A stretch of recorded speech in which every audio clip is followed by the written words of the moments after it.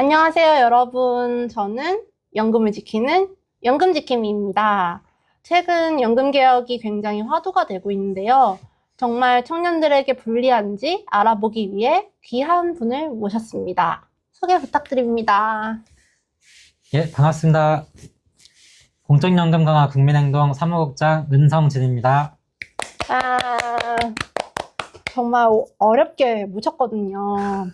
네, 그래서 여러분들이 궁금해하실 것들을 하나하나 조목조목 짚어주실 예정입니다. 네, 최근 뉴스나 정치인들의 말 들어보셨나요? 연금개혁이 청년들에게 불리하다고 그런 이야기가 정말 많은데요. 네, 은성진 사무국장님과 함께 살펴보도록 하겠습니다.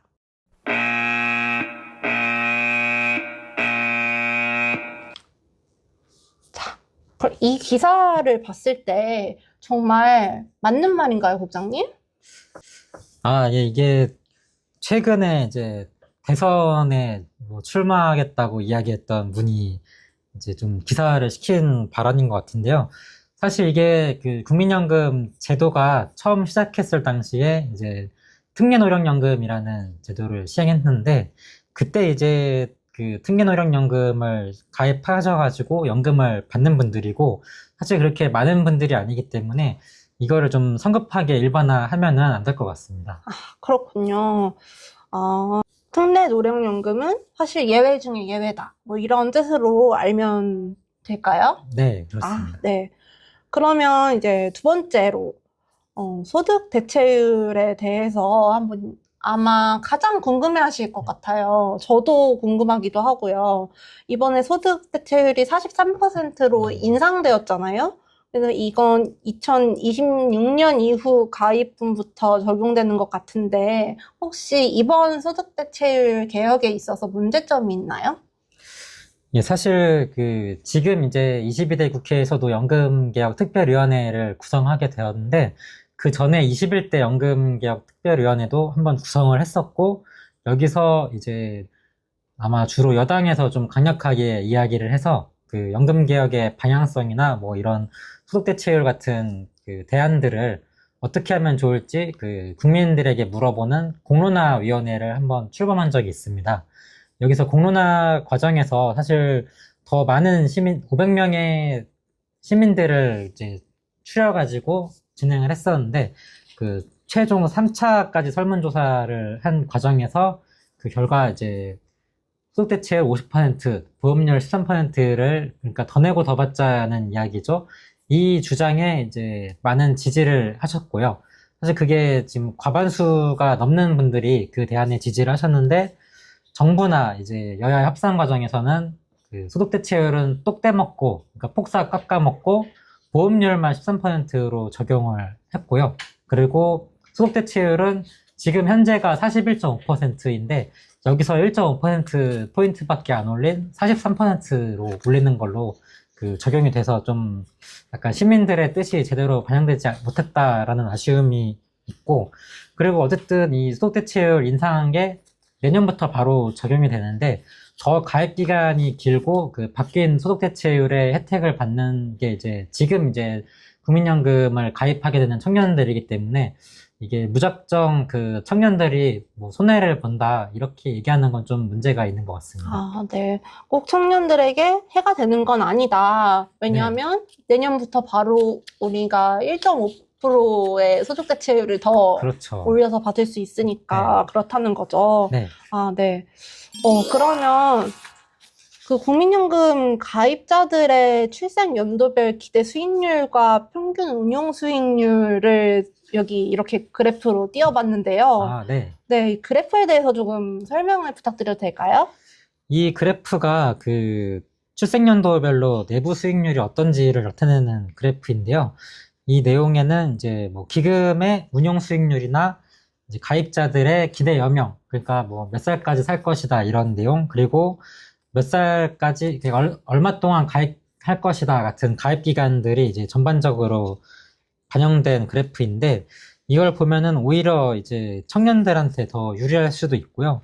그런데 뭐 이런 것들은 잘 사실 보도가 되지 않고, 그냥 청년들이 뭐 계속해서 이제 고령화가 좀 가속화되는 사회에서 나는 이제 손해만 보는 것이 아닌가? 내 수익률이 뭐 내 부모님이나 이런 조부모님 같은 세대들보다 낮은 거 아닌가? 그래서 이제 나만 이제 손해 보는 거 아닌가라는 생각을 들게 하는 것 같습니다. 아, 사실 정확한 정보를 전달하고 다양한 변수를 충분히 고려를 해야 되는데 그렇지 않다 보니까 청년들이 네, 또 오해가 생길 수도 있겠네요. 그렇죠.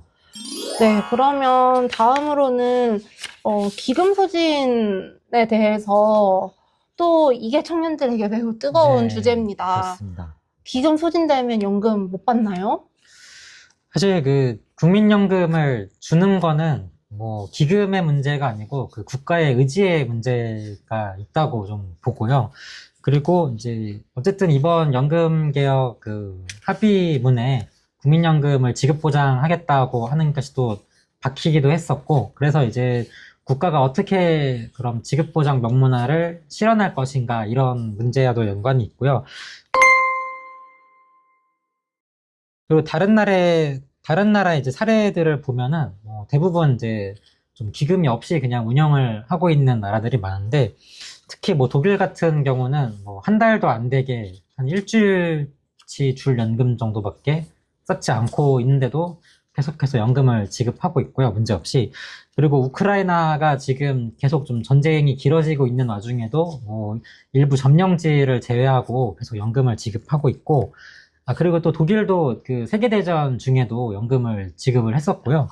예, 그리고 이제 그리스나 이런 나라가 좀 예전에 뭐 그 부도를 좀 선언하기도 했었는데, 그런 상태에서도 국민들에게 연금을 지급을 했습니다.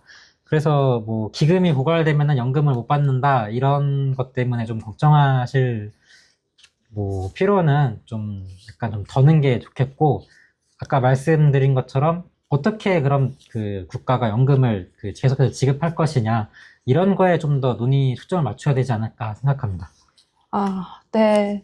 아마 이걸 보고 청년분들이 굉장히 많이 안심을 하실 것 네, 같아요. 저도 굉장히 안심이 되는데요. 기금이 떨어져도, 기금이 소진이 돼도 국가가 의지만 있으면 연금은 지급된다. 네, 이 말씀이, 좀 더 국민연금에 대한 좋은 인상을 갖게 만드는 것 같습니다. 네. 그럼 그 다음으로는 저는 좀 공적 책임과 사적 책임, 그 부양의 관점에서 한번 살펴보고 싶은데요. 네, 전 계속 생각했던 게 예전에는 부모 부양을 가족이 책임졌잖아요.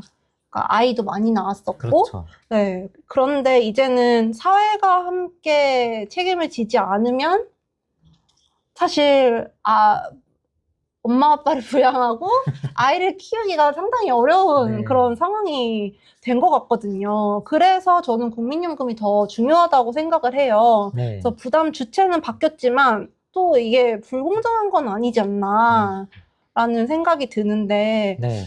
이것에 대해서는 또 어떻게 생각하시나요?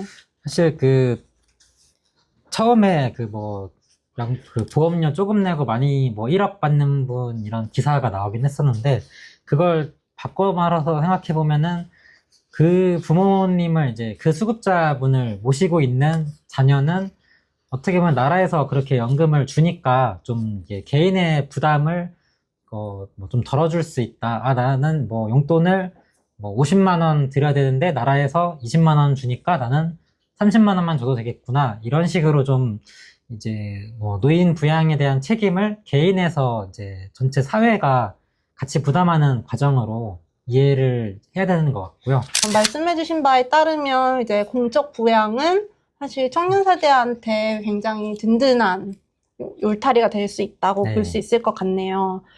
네, 그럼 이번에는 이제 진짜 개혁 방향에 대해서 이야기를 할 차례인 것 같아요. 네.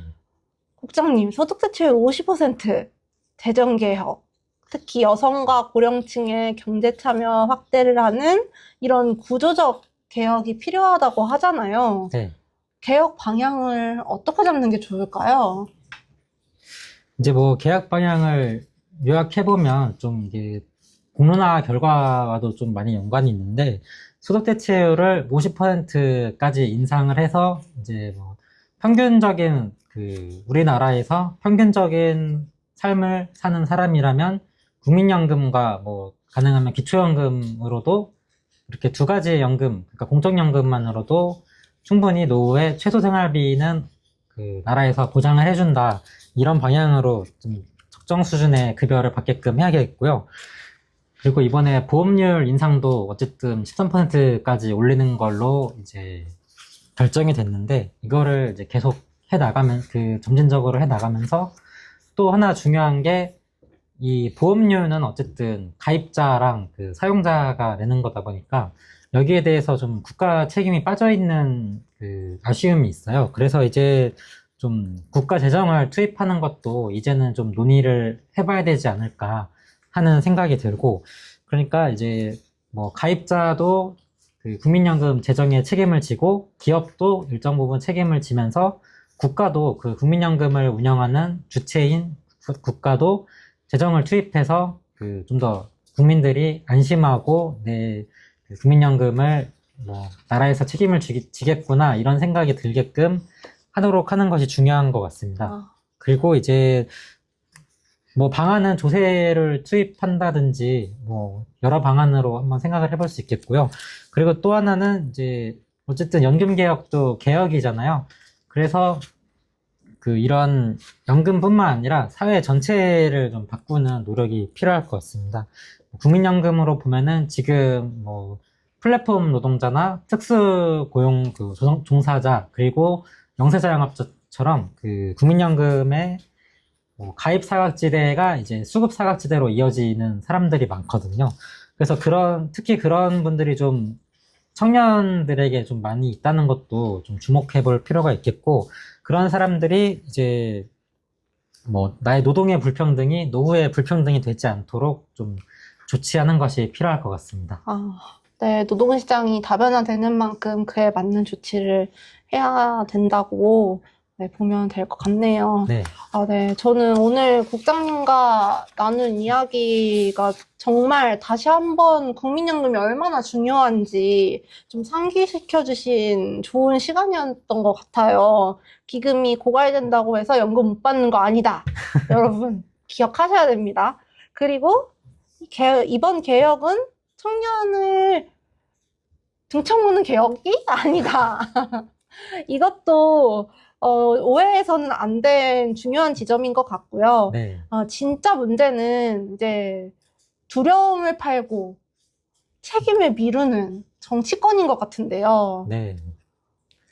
사실 이번에 보험료율 인상이 거의 27년 만에 이루어진 것도 보면은 좀 이런 국민연금 개혁에 대한 정치적 부담을 회피하려는 좀 정치권의 가장 큰 문제를 제기할 수 있겠고, 마찬가지로 좀 정부에도 관련해서 좀 책임을 같이 물을 수 있겠습니다. 결국에 그런 정치적 과정에서 국민들이 피해를 봐왔었고, 이번 연금 개혁에서 좀 청년들의 뭐 불신이 좀 커진 것도 그런 거랑 아주 무관하지 않다고 생각을 하거든요. 그리고 국민연금 가입이 어쨌든 법적인 의무이지만 수급을 하는 것도 법적으로 보장된 권리라고 볼 수 있는데, 이렇게 수급을 해야 되는 언젠가는 누구나 다 늙을 수 있고 누구나 다 연금을 타겠죠. 그런데 누구도 이제 대신해서 우리의 연금을 지켜주지 않으니까요. 특히 이제 국민연금 같은 공적연금이 약해지면은 민간보험이 더 커지는 것을 볼 수 있는데, 사보험 시장은 좀 더 어떻게 하면 저 국민연금을 약화시켜서 우리 쪽으로 좀 자금이 유입되게 할까, 이런 움직임도 보이는 걸 보면은 좀 더 공적연금을 지키고 함께 이제 더 나은 연금 개혁을 만들 수 있도록 노력해야 될 것 같습니다. 네, 감사합니다. 맞아요. 이렇게 국민연금에 대한 불신이 높아지니까 작년에 갑자기 민간보험에 가입한 네. 청년들의 수가 늘어난 사례도 있었잖아요. 네. 네, 그래서 국민연금이 어떻게든 제 기능을 하고 우리가 포기하지 말고 제대로 지킬 수 있도록 해야 될 것 같습니다. 네, 그러면 이제 마칠 시간이 어느덧 되었는데요. 벌써 됐네요.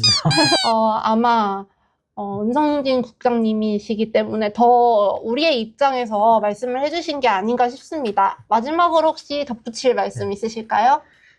최근에 좀 우리에게는 좀 많이 큰 사건이 있었잖아요. 그쵸. 특히 이제 제 아이도 이제 있는데, 어떻게 하면 좀 더 사회가 바른 방향으로 나아갈 수 있을까? 어떻게 하면 우리 아이가 좀 더 나은 사회에서 살고, 어떻게 하면 더 이제 제대로 된 연금 제도를 물려줄 수 있을까?